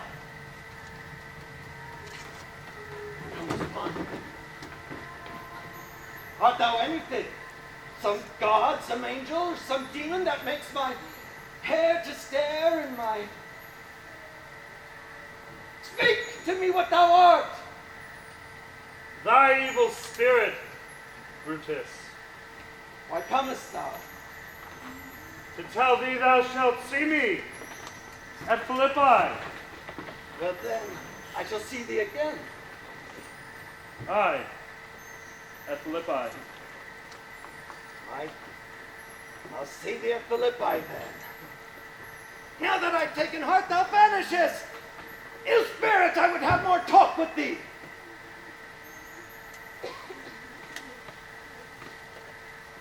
Lucius! Lucius, awake! Didst thou dream that thou criedst out so? I do not know that I did that. Yes, that thou didst. Didst thou see anything? Nothing, my lord. Go commend me to my sister Cassius. Bid her set on her powers times before, and we will follow. It shall be done, my lord.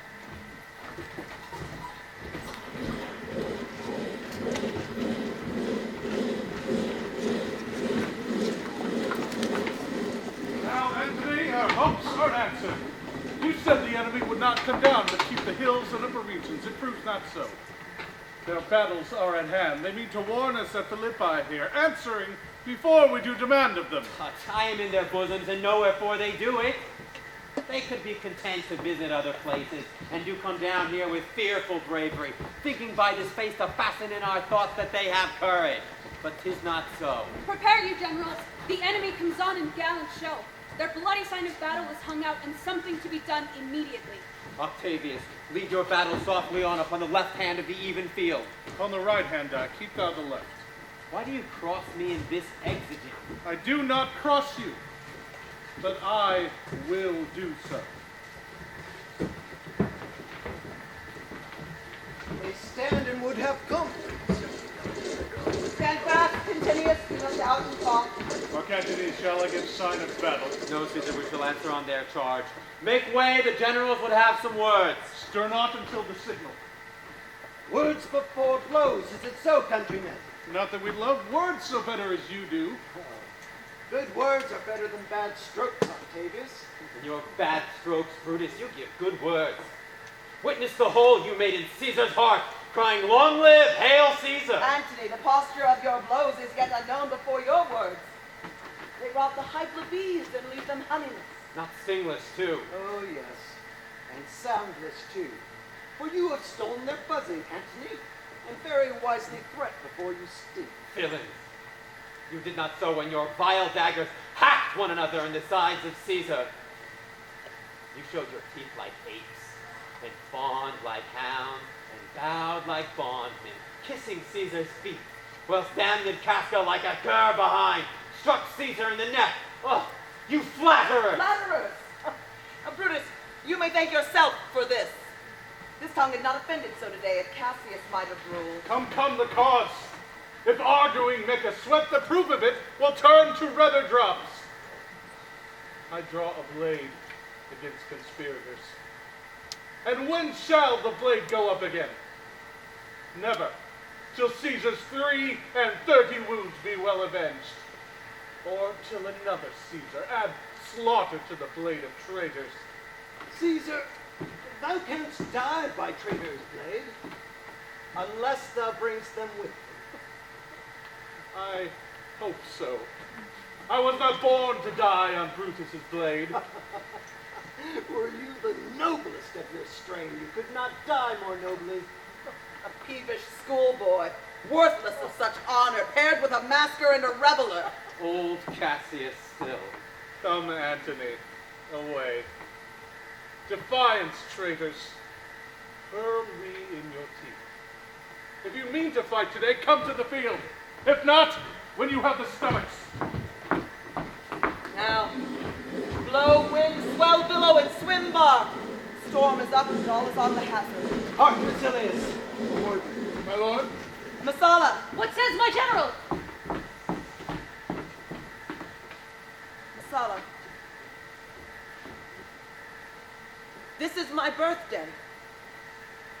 For on this very day was Cassius born. Give me thy hand, Messala. Be thou my witness, that against thy will, as Pompey, am I compelled upon one battle to set all our liberties. You know I held Epicurus strong in his opinions. Now I've changed my mind, and partly credit things that do presage.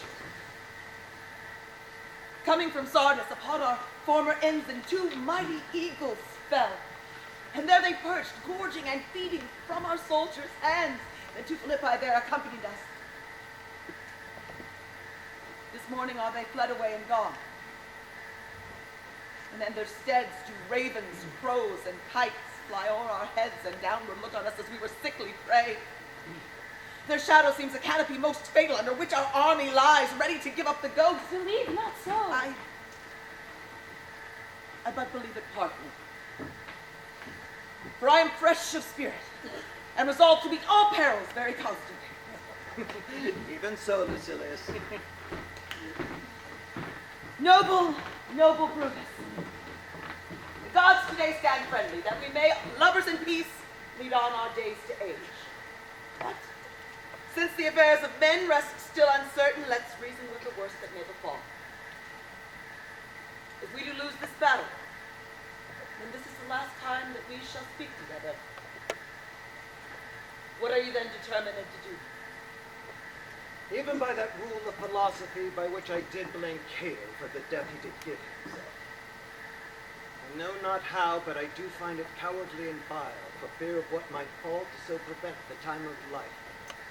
Arming myself with patience to stay the providence of some high powers that govern us below. Then if we lose this battle, you are contented to be led in triumph through the streets of Rome?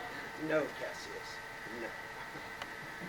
Think not, noble friend, that ever Brutus will go bound to Rome. He bears too great a mind. But this same day must end the work the Ides of March begun. And whether we shall meet again or not, I do not know. Therefore, for everlasting farewell take, forever and forever. Fare thee well, Cassius. If we do meet again, why, we shall smile. And if not, well then, this parting was well made. Forever and forever farewell, Brutus. If we do meet again, we'll smile indeed. If not, 'tis truth, this parting was well made. Come then, lead on.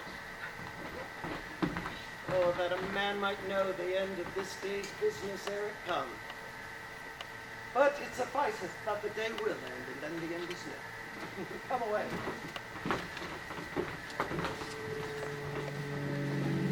Fly! Fly! Give the bills unto the people on the other side, that they stand on at once, for I perceive a cold demeanor not taken when the sudden push gives them the overthrow. Fly, Messala, fly! Let them all come down! Look, Titinius, look! The villains fly! Myself into mine own turned enemy. This engineer of mine was turning back. I slew the coward and to take it from him. Brutus gave the word too early, who having some advantage on Octavius took it too eagerly. His soldiers fell to spoil whilst we by Antony are all enclosed. Fly farther off, my lord! Fly farther off! Mark Antony's in your tent, my lord! Fly, therefore, no Cassius, fly far off! This hill is far enough. Look, Titinius, look. Are those my tents where I perceive the fire? They are, my lord. Titinius, if thou lovest me, mount thou my horse and hide thy spurs in him till he has taken thee up to yonder hill and back again, that I may rest assured whether yonder foes are friend or enemy. I will be here again, even with the thought. Pinderus, fly higher up on yonder hill. My sight was ever thick. Regard Titinius and tell me what thou knowest about the field. This day I breathed my birth. Time has come round, and where I did begin, there shall I end. My time has run its compass. What news, Sirrah? Oh, my lord! What news? Titinius is enclosed round about, with horsemen to make to her on the spur, yet she spurs on. Now they're almost on her. Now some light. There she lights too. No.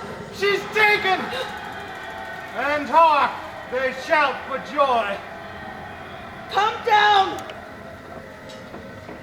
Behold no more. Oh, coward that I am to have lived so long to see my best friend ta'en before my face!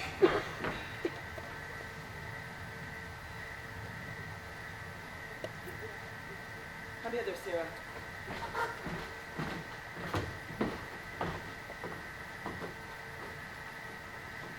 In Parthia did I take thee prisoner. And then I swore thee, saving of thy life, that whatsoever I should bid thee do, thou shouldst attempt it. Come now. Keep thou thy oath. Now be a freeman. And with this good sword that ran through Caesar's bowels, search thou his bosom. Stand not to answer. Here. Hold thou the hilt. And when my face is covered, as 'tis now, guide thou the sword.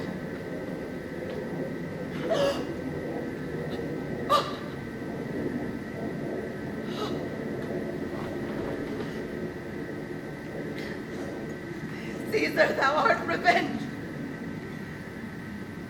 even with the sword that slew thee.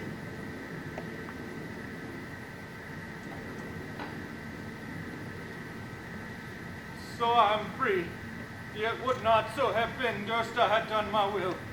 O Cassius, far from this country Pindarus shall run, where never Roman shall take note of him. 'Tis but exchanged, Antinius, for Octavius is overthrown by noble Brutus' powers, Cassius' legions are by Antony. These tidings will well comfort Cassius. Where did you leave her? All despondent with Pindarus her bondman on this hill. It's not that she that lies upon the ground. She lies not like the living on my heart. It's not that she.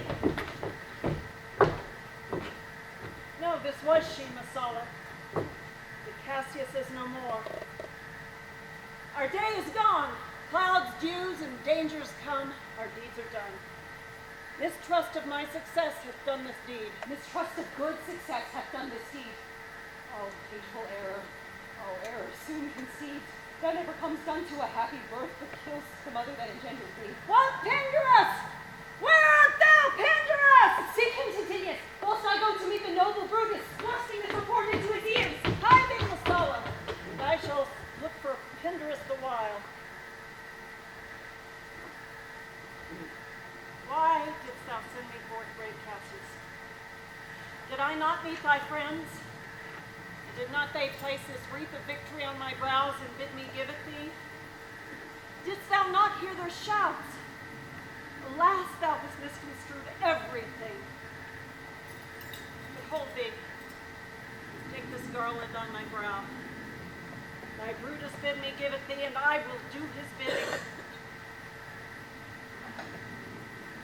Brutus, come apace, and see how I regarded Caius Cassius. By your leave, gods, this is a Roman's part. Come, Cassius' sword, and find Tintinius' heart.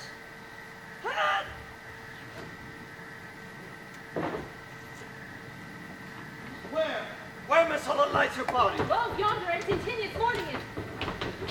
Tintinius faces upward. She is slain. Julius Caesar, thou art mighty yet!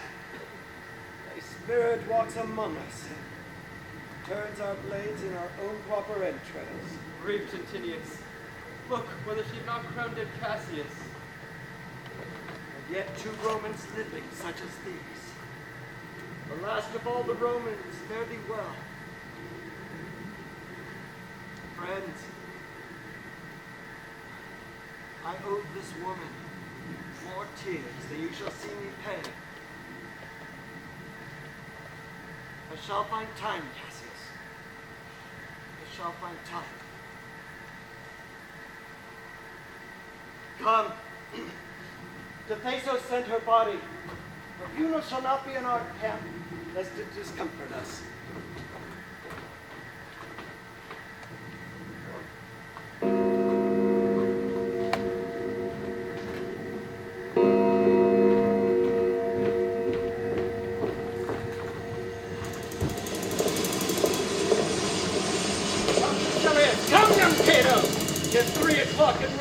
ere night we shall try fortune in a second fight.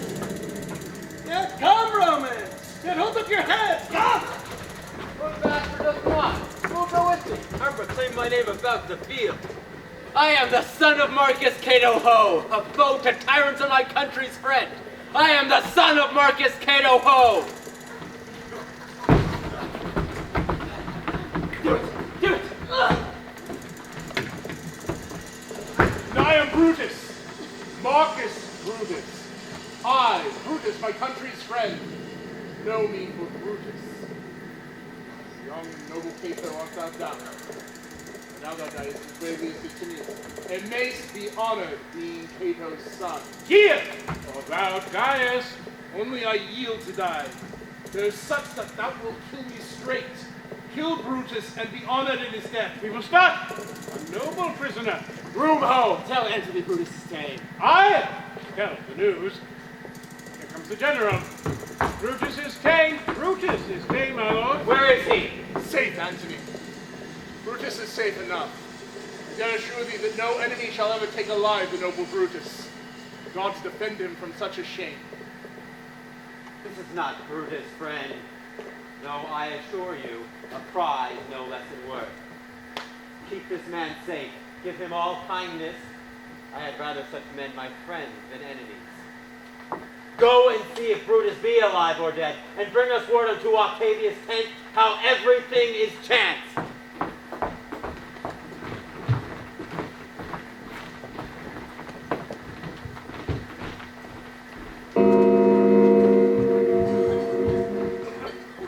Come, poor remains of friends, pressed upon this rock. Atilius has shown the torchlight, but my lord came not back. He was ordained or slain. Sit thee down, Clytus. Slaying is the word, it is a deed in passion. Heart thee, Clytus. What? I, my lord? No, not for all the world. Peace then, no words. I'll rather kill myself. Heart thee to Dionysus.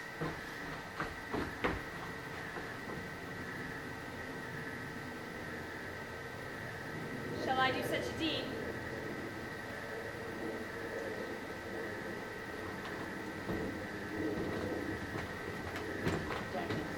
Clytus. What ill request did Brutus make to thee? To kill him, Clytus. Look, he meditates. Now is that noble vessel full of grief, and it runs over even at his eyes. Hark thee, Volumnius, listen to word. What says my lord? By this, Clytus, Volumnius. The ghost of Julius Caesar hath appeared to me 2 several times. In Sardis once, and this last night, here in Philippi Fields. You know my time is come. Not so, my lord. Yet, I know it is. Thou seest the world, Volumnius, how it goes. The enemy has beat us to the pit. It is worthier we leap in than tarry till they push us. Good Volumnius, thou knowest we two went to school together, even for that our love of old. Wilt thou, Volumnius, hold my blade while I do run upon it? That's not an office for a friend, my lord. Fly, fly, my lord. There is no tarrying here. Farewell, you. And you. And you, Volumnius. Strato! Thou hast been all this while asleep. Farewell to you too, Strato. Countrymen, it doth my heart joy that in all my life I found no man but he was true to me. I shall have glory by this losing day, more than Octavius and Mark Antony by this vile conquest shall attain unto. So fare you well at once.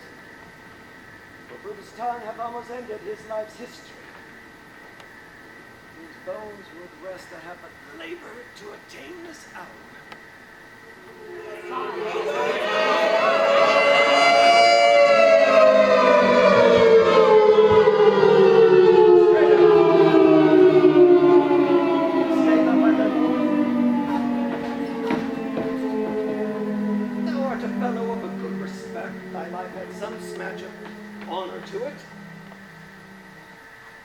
Now, Strato, hold my blade while I do run upon it.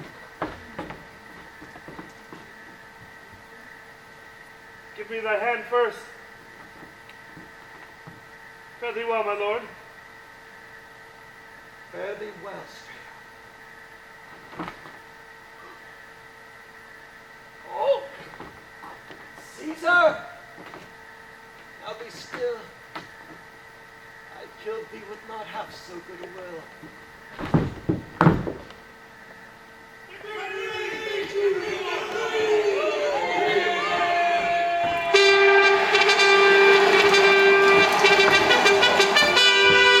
What man is that? My master's men! Strato, where is thy master? Free from the bondage you were in, Messala, the conquerors can make but a fire of him, for Brutus only overcame himself, and no man else hath honor in his death. So Brutus should be found. I thank thee, Brutus, that thou hast proved Lucilia's saying true. All that serve Brutus, I will entertain them. Fellow, wilt thou bestow thy time with me? Messala will prefer me to you. Do so, good Messala. How died my master, Strato? I did hold the blade, and he did run on it.